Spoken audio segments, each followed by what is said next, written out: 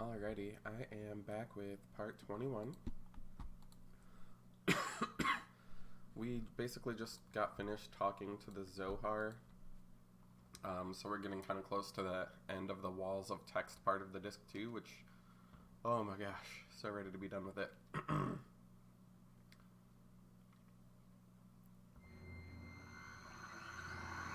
Alright.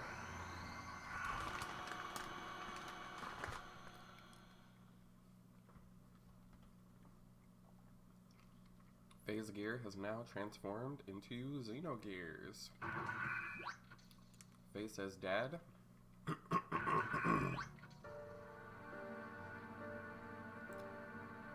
Dad, are you okay? Says Faye.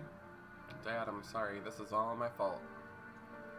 Khan says, Faye, you've returned to your own self. You've become one? Faye says, yes, thanks to you all. If all of you hadn't called out to me. Khan says, Erg. Faye says, Dad. Khan says, don't worry, this is good. This is, after all, I...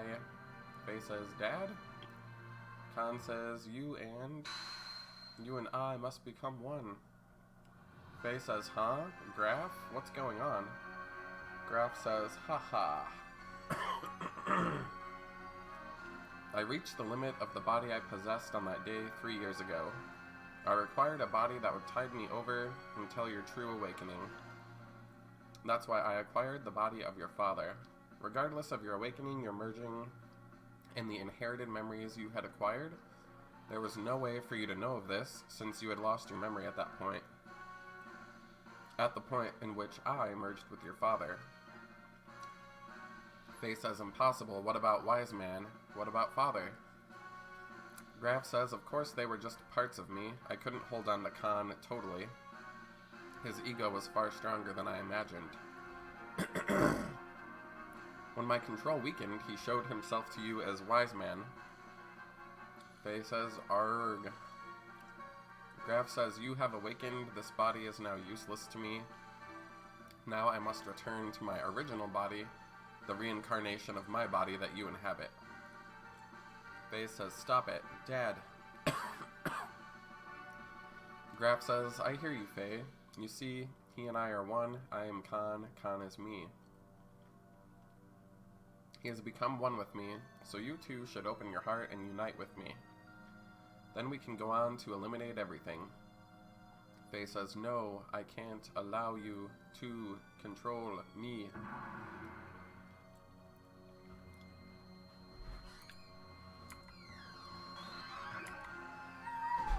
Graf says, protecting your master? Then so be it. I'll merge with both you and your machine then. Now come, Faye, fight me. Faye says, it's no use. I know you're Lacan and you're a part of me. But that doesn't change you being my father. I could never really fight you. Graf says, you're so naive.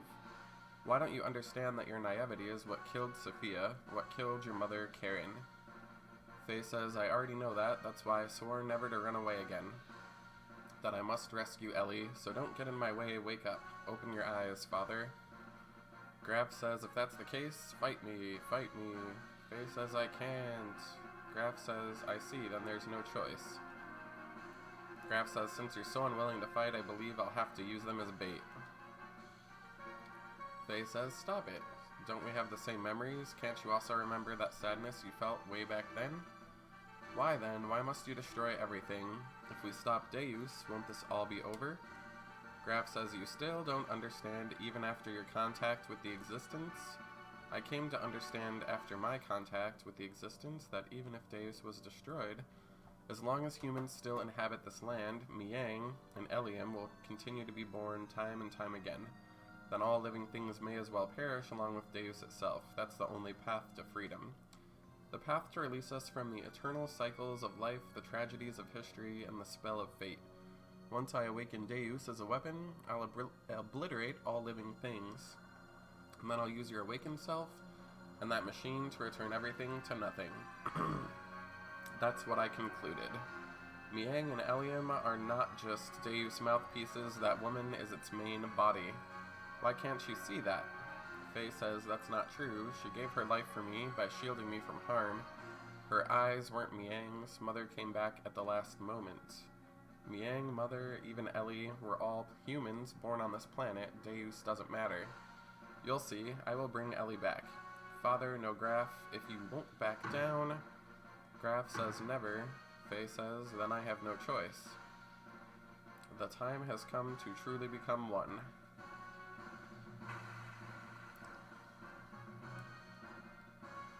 Oh my. It's fighty fight time.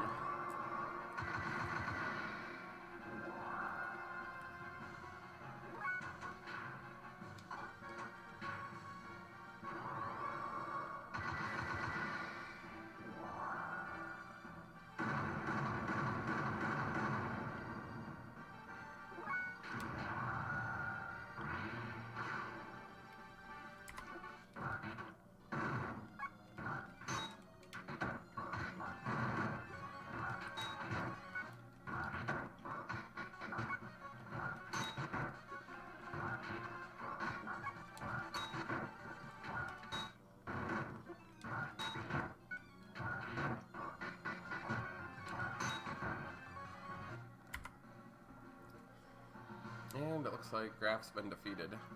Graf says, why don't you finish me off? If you don't get rid of me, then you can't get what you want.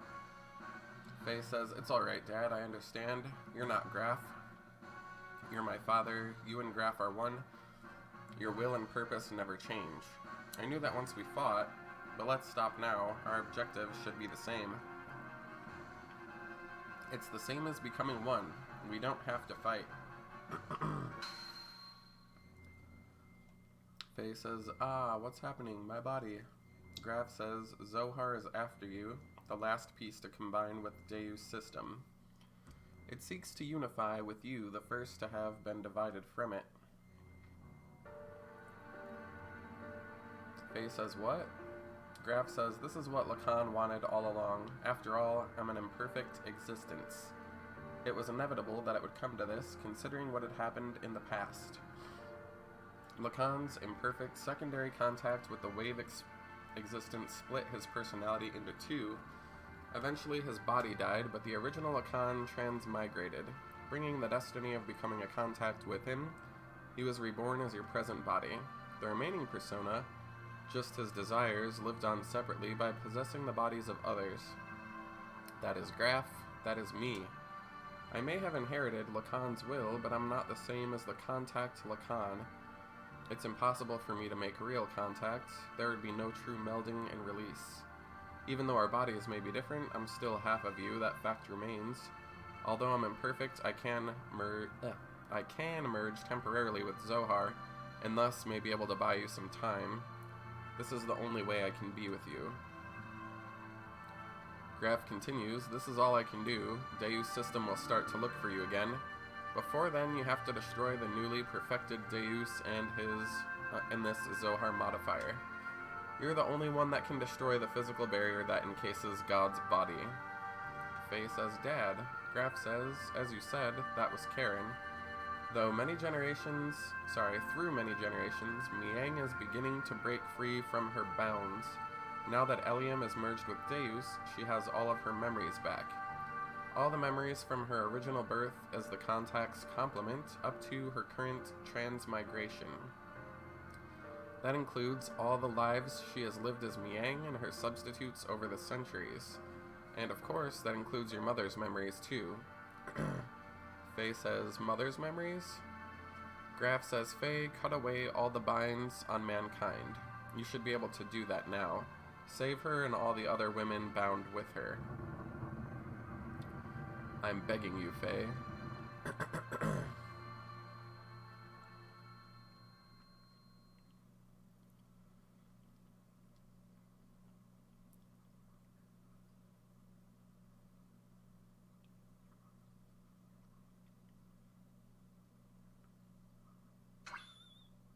Faye says, what's this?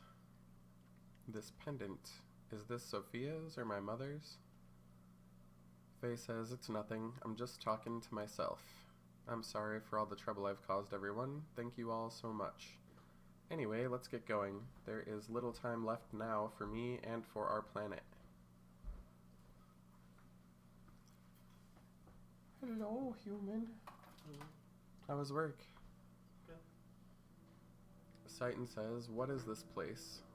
Faye says, this is where it all started. This is our genesis. We, no humans, were born here. Long ago, Deus crash-landed on this planet in an interplanetary colony ship. In order to revive itself someday, Deus detached the Zohar modifier's core. After this core unit came down here, a single woman awoke and arose from out of it. She's the mother of all humanity. Faye continues, after she awoke, she used all her power to bear several beings. Those would become the ancestors of the whole of humanity. Faye says these were the Emperor and the Gazelle Ministry. Faye continues, finally she gave birth to replicas of herself to be humanity's caretakers. Faye says two selves, the human mother and the weapon. The subject and the complement. Faye says that is Ellie and Miang. Faye says I, the sole survivor from the colony ship, met Ellie, and everything started from there. Faye continues, the land of Genesis, Catamony, this is that place. Emeralda says, odd, why do you have ancient memories? Faye says, usually human memories can't be passed down through the generations. Humans do not normally have the ability to compress and store memories in their introns. Faye says, but Ellie and I and Miang are different. Due to our connection with the wave existence, that is, due to Zohar's ability to change possible phenomena, we can clearly store data in our introns. In other words, we can leave behind memories to be inherited by our descendants. Faye continues, just as the wave existence is bound inside of Zohar, the information is affixed to me, so to speak, by some of the power of the wave existence.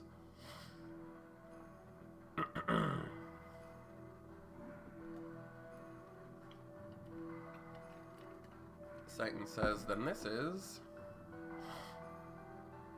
Faye says, this is the form from when Ellie and Miang were still one being.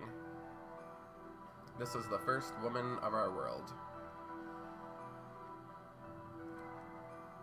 Looks like Jason in a test tube. He says, our mother.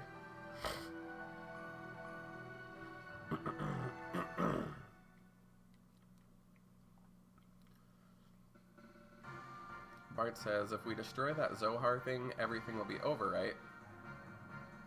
Satan says yes, the source of our ether powers and the source of power for the generators that make our gears work. It all comes from the Zohar modifier engine, which can control any potential phenomena.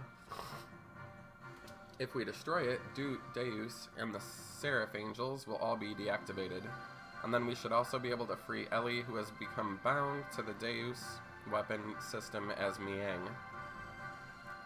Right, Faye? Faye says, yeah, that's what the wave existence said. Satan says, but there's a huge downside. It'll also mean that we will no longer be able to use our gears or ether powers any longer. Rico says, what are those Seraph Angels all about anyway? That odd appearance as if they lack something, as if they were neither living beings nor mere weapons. Satan says, Zohar senses the human consciousness and incarnates the Seraphs. Billy says, human consciousness? Satan says, Zohar itself involves the principle of uncertainty. The observer's perception of Zohar determines the entity it actually becomes. In other words, I believe that those angels are incarnations of the spirits of people. The people who have been absorbed by Deus to become parts of it. Bart says, so what merit is there for them to gain in eliminating all of civilization? Maria says, is it some kind of hatred for those humans who have survived? Satan says, of course not. Those people who were created and assimilated as parts for Deus would not have such intentions. Try to remember what Ellie, when she became Miang, said. Faye says, the creations of God will someday become a hindrance. That is why they must be eliminated.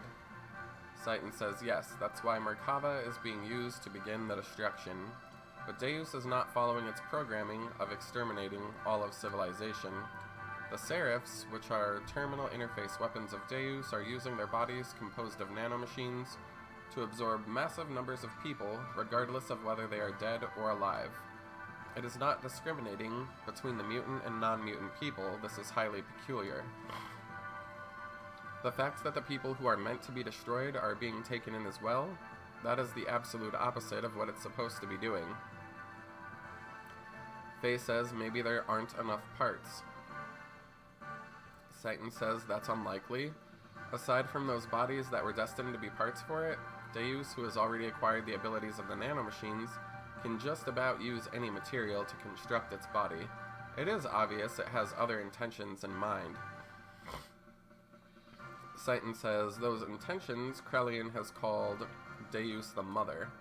If God is the mother, then these motives are coming from the Great Mother, impeding the growth of its child, enveloping it to bring the child back to the womb to become one with it. That is its motive. Such a program does not exist within its design, though. It was probably given this unique will by someone, either from Ellie, who has merged with the Deus, or... Faye says, either way, it doesn't change the fact that we have to fight, regardless of what their intentions are. The problem is how we're supposed to deal with them. Faye continues, do you think we can do it in our current state? Zephyr says, this secret battleship, Excalibur, will also take part in the final battle. Additionally, the military potential of all the surface forces will assemble here. Bart says, even if we can put together a massive force, we still have the problem with the main armament of the Merkava. We need to know how to take that out. As long as we don't do that... Satan says, Merkava's ultra-long-range cannon has the ability to vaporize any substance. On top of that, they have a barrier around their perimeter that nullifies all attacks. Zephyr says, we fought against the Merkava many times to try to stop its onslaught, however, we cannot even get close, hence we've had to withdraw every time. Faye says, damn it, no matter how much we want to save Ellie, if we can't get inside the Merkava, it's meaningless. Sigurd says, to add to that, there's the problem of those Seraphs. They function as the terminal interface weapons for close defense. Sigurd continues, I can easily say that their attack power is equivalent to the Omnigear class. Bart says they even have regenerative ability due to nanomachines. Tora says, don't be concerned about that. I was able to obtain some data from Xenogears. You see, Xenogears has mutagenically evolved due to its contact with Zohar. Using that data, all your new gears ought to be completed soon. Additionally, all the other weapons and armaments are being modified to implement the disassembler device. Billy says, disassembler device? Tora says, in contrast to the nano-assemblers which create matter to repair with, the disassemblers have the ability to dismantle or destroy matter. They can even deactivate nanomachines' restoring ability by disengaging their repair programs. This should be sufficiently effective even against the Seraphs. Faye says, alright, even if we can deal with the angels, just how are we going to deal with that Merkava? We can't even get close to the thing. Satan says, there's no such thing as a perfect defense. There is a way. Look over here.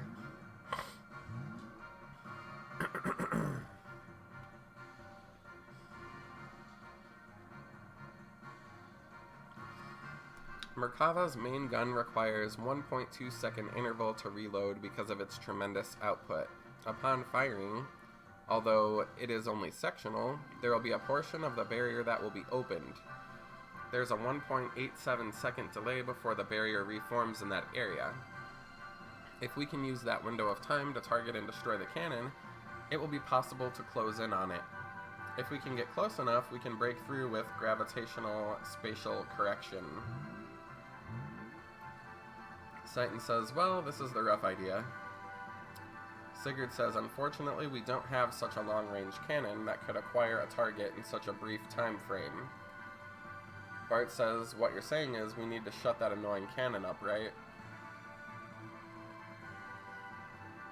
Faye says, you want to go head-on into Merkava? Billy says, now you're being reckless again. That's suicide. Bart says, no, listen, we're not just gonna rush in. The Yggdrasil 4 and the Excalibur are also equipped with barriers. That's what we'll use. Although only for a short time, we can withstand a direct hit from Merkava's main cannon. Then we can close in and watch for that part of the barrier to go down and then destroy the cannon. Faye says, how long will our barrier last? Bart says, 20 seconds. Faye says that's all. It wouldn't matter how fast we fly, and that amount of time will be without a barrier before we can get within firing range. And those numbers are valid only if the generator's at full drive, right? You can only get those numbers if we sacrifice all other outputs and propulsion. Bart says, I'm not suggesting we go in with guns blazing knowing we're going to lose. We're going to physically put a lid on it directly.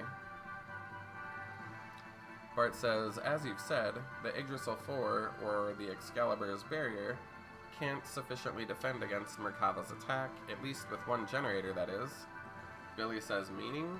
Bart says, meaning we can defend against the Merkava with twice the amount of time, 40 seconds, if we couple the two generators together. This way we can make it into the heart of Merkava. Mason says, then what about the propulsion? Bart says, just hear me out.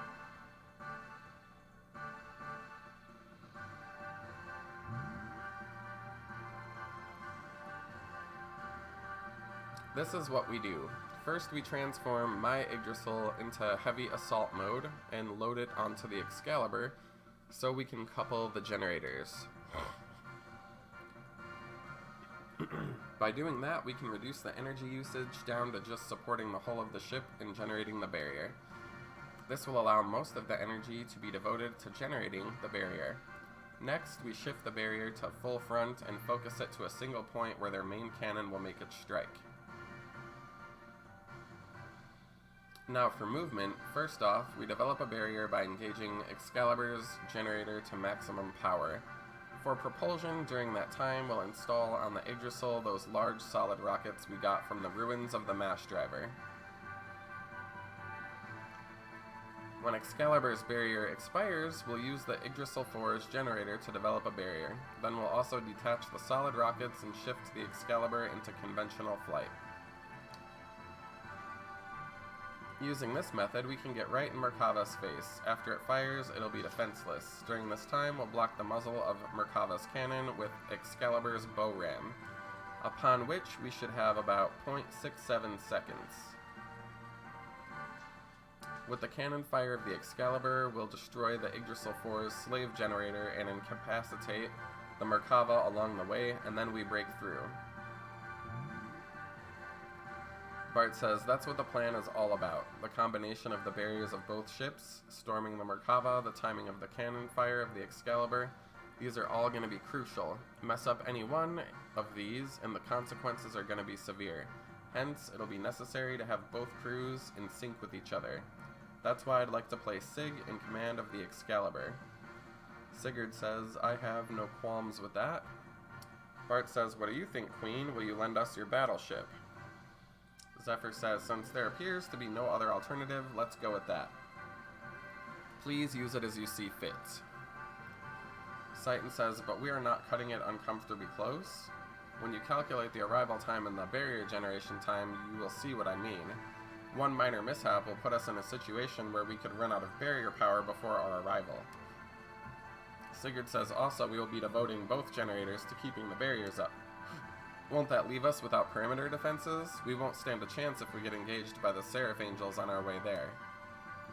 Faye says, we'll hold them off, you can count on us. You guys just concentrate on taking out that main cannon. Bart says, thanks, we're depending on you. Faye says, already everywhere else has been taken out. This is the only place that's left. This is going to be the true final battle. We set out to silence God's Ark Merkava, which was the epitome of offensive and defensive power, and then storm inside it. We initiated the operation to destroy Zohar.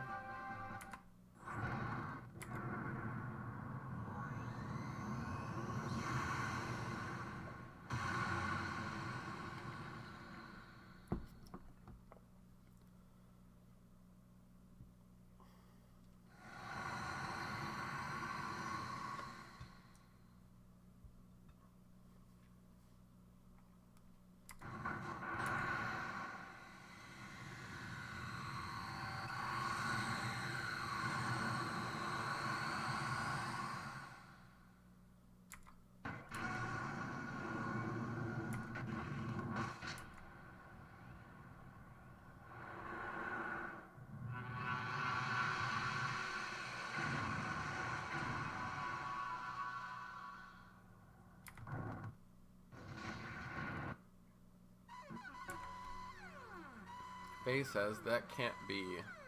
Billy says, a secondary explosion. Citan says, oh no, I should have known better. What a miscalculation. The explosion was too big. It reacted with the main condenser right under the main cannon and induced a secondary explosion. How could I have been so stupid? Bart says, you mean we overdid it? Citan says, why did I not realize it sooner? This means we might have... And then he says, oh no, Ellie. Faye says, oh my gosh, Ellie. Billy says, what is it this time? Bart says, hey Citan, what more is going to happen? Citan says, something is happening in the center of Merkava. What could it be?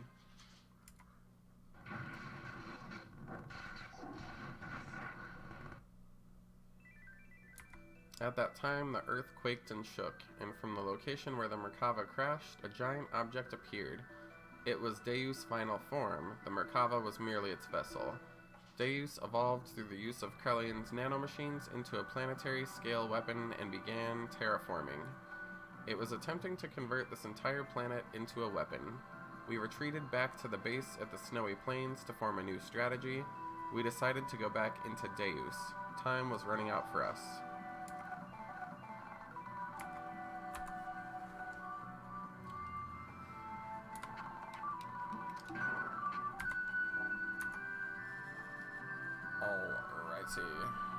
We are now in the Snowfield hideout.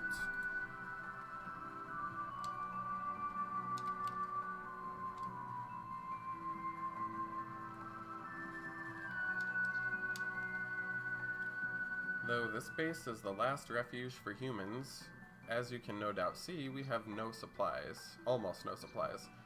Anyway, we're using a fallen piece of Shivat as the main base, but you probably could have guessed that. If we take out Deus even one day sooner, if we can take out Deus even one day sooner, ... we can hold out much longer like this, whatever. This lady says, hey, welcome, what can I do for you?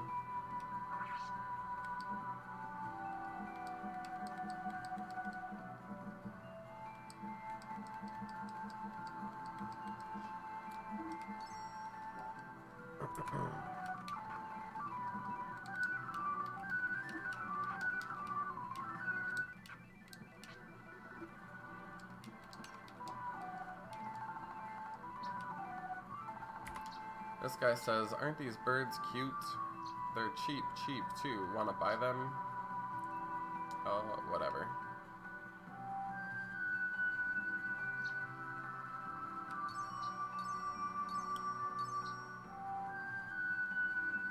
Thanks. They're really delicious if you grill them.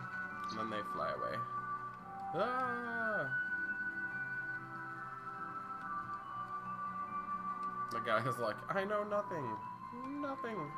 I'm not giving you your money back. Oh god, this lady again.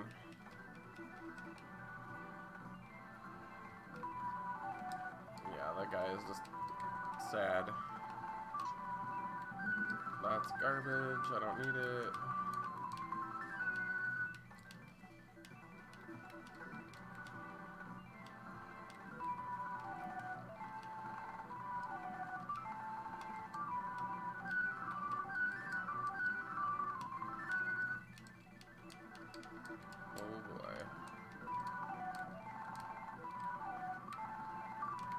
You're not my dad. Faye says, Hans, is that you? Hans says, you're alive. Faye says, yeah, you too. But if you're here, that means the Thames was destroyed. Hans says, the Thames sank, the angels attacked. The Thames withstood the onslaught of Reapers, but was defenseless against the angels. Hardly anyone got out in time, they went down with the Thames. Bart says, wait a minute, what about the captain? He's okay, right? Hans says, the captain said he'd watch the end of the Thames with his own eyes. Bart says, you're kidding, right? That old guy died? No way. Hans says, no, the captain's alive. He's not the kind who keels over. Okay. Let's see.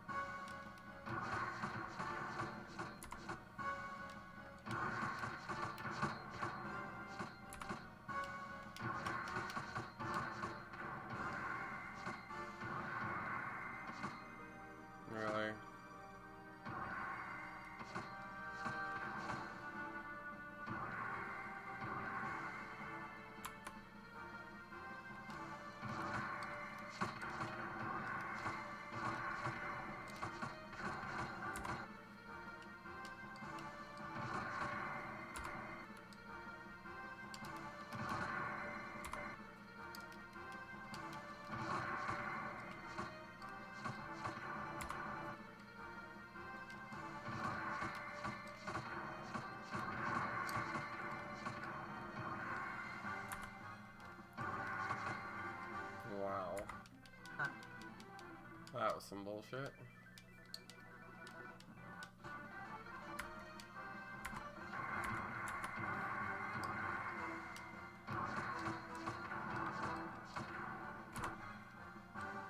Oh, fuck you.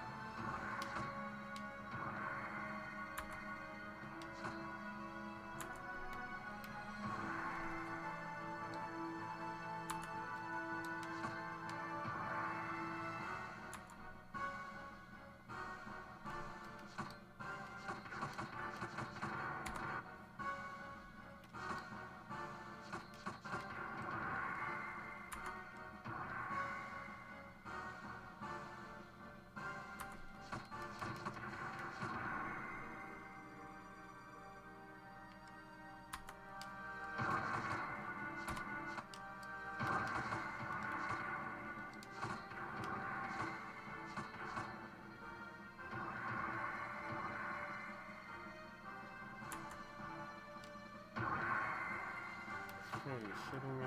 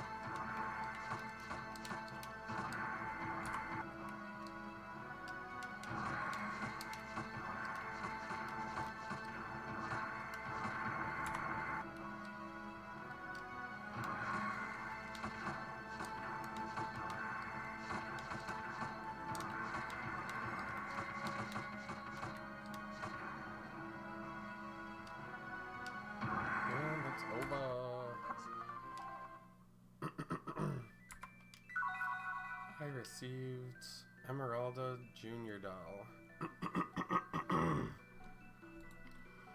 Let's see.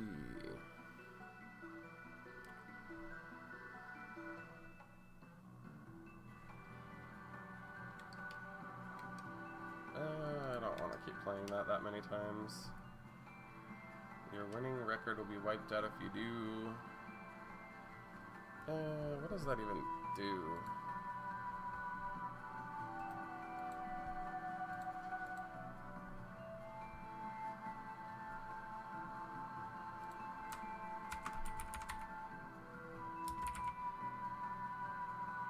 Yeah, I don't care about that. That's fine.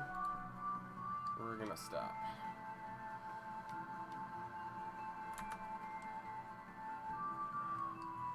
Alright.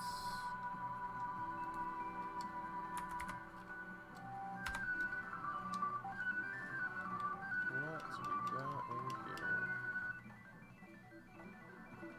It's on mirror.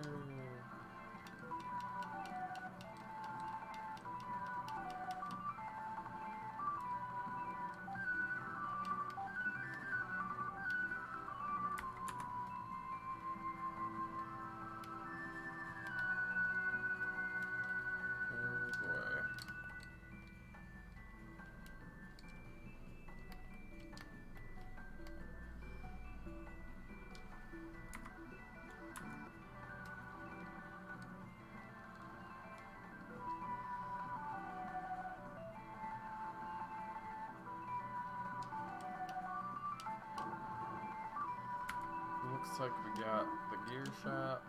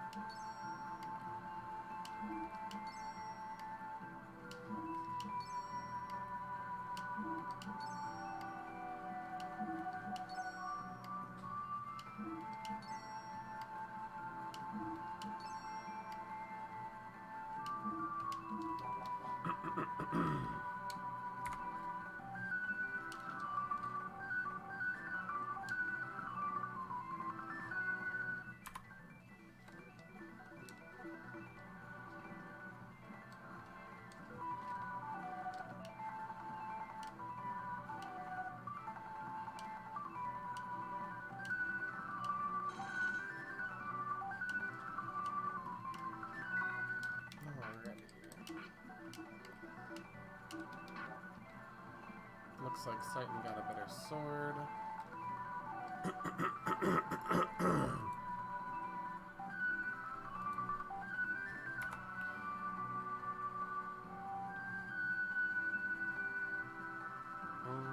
Let's see.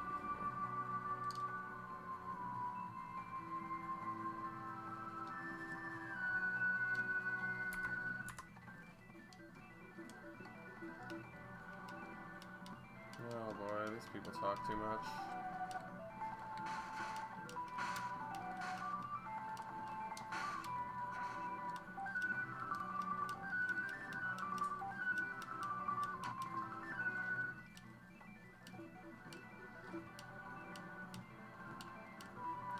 Dan apologizes or something.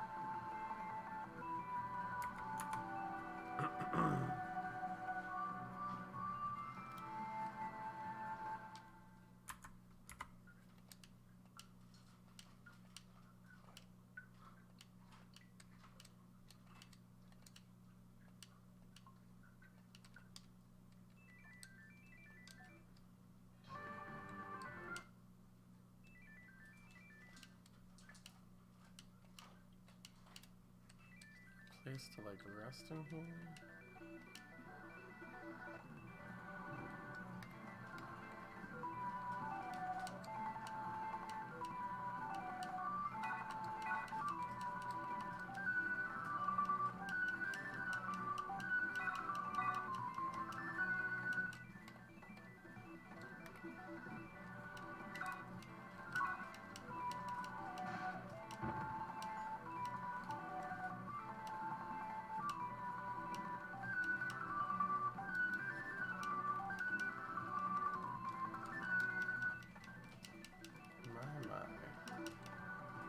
Certainly a lot of items that I just got.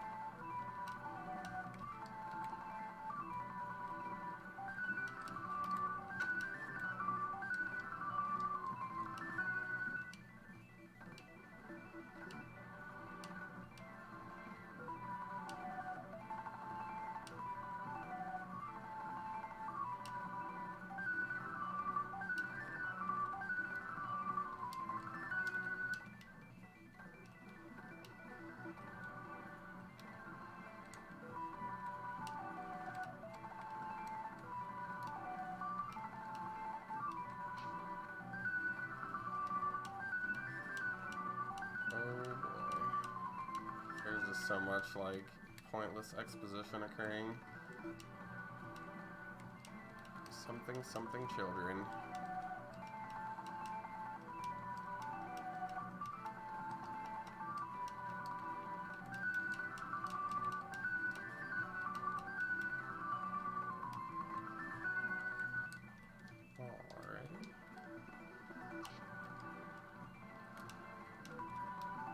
There's supposed to be like a gear hanger in here. Oh my god. Frickin' cats. I hate them.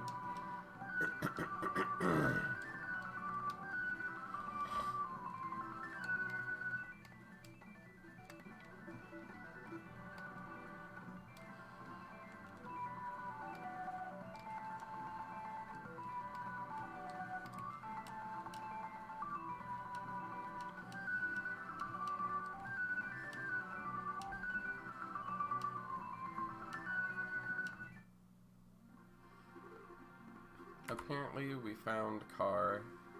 Citan says, Car, please listen to me. Right now, we must forget about being friend or foe. We all must support one another regardless.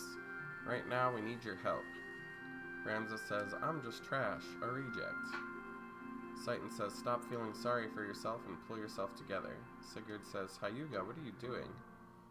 Citan says, trash, reject. You can take pity and call yourself those names all you want, but what about them?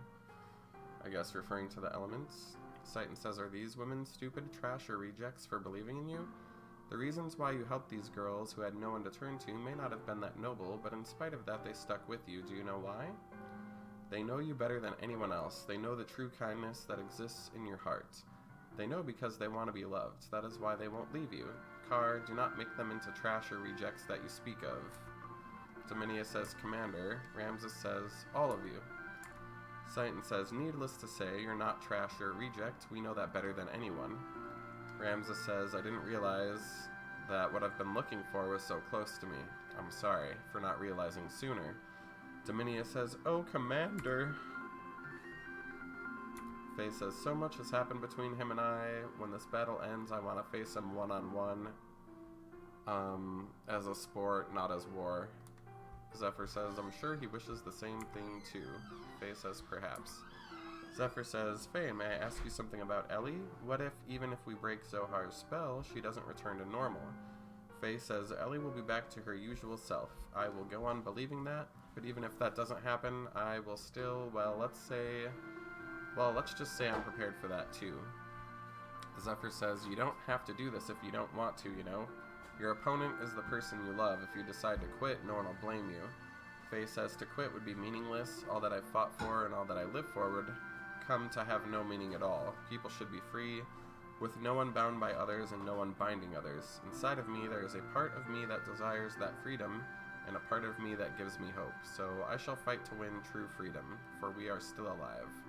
We fight to live. That's the reason why I fight. It's proof I'm human. I promised my father and myself too that I would free Ellie from Dave's spines, that I would save her. Zephyr says I understand, so let's keep believing and hope for a miracle.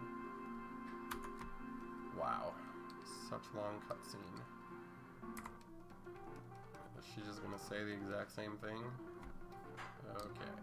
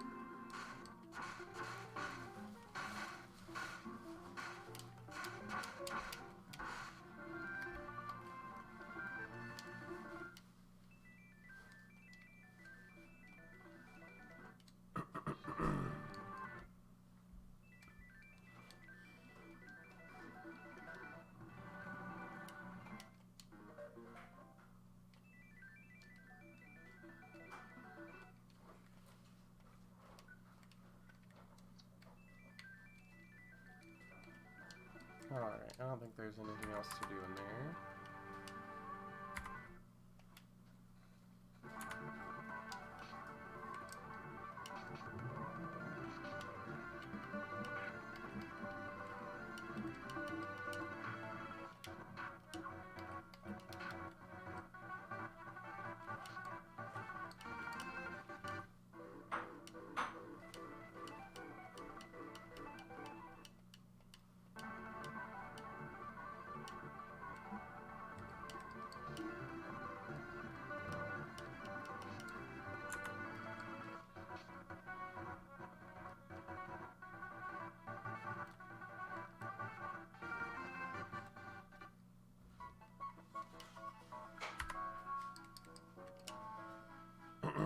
This is Choo Choo. What in the world are you doing here? You don't need any maintenance.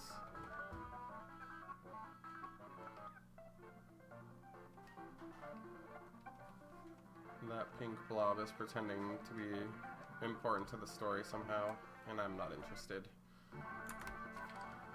Alrighty. Let's see if there's any other stuff.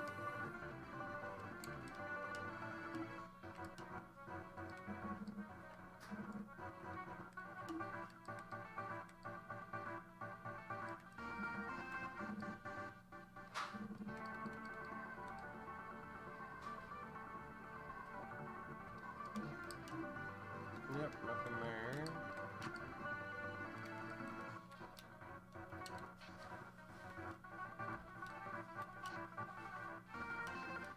Oh yeah, let's check this out too.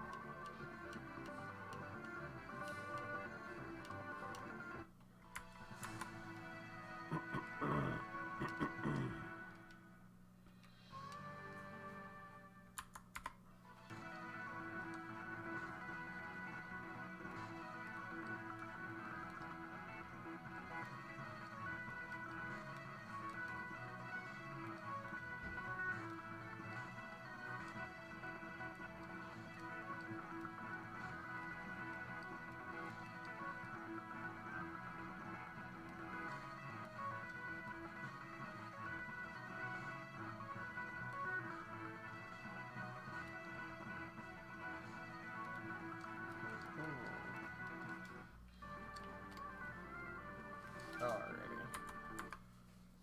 I'm gonna make this a short video and stop here because that lighthouse takes a while, so I'm gonna upload this and be back on a little bit later.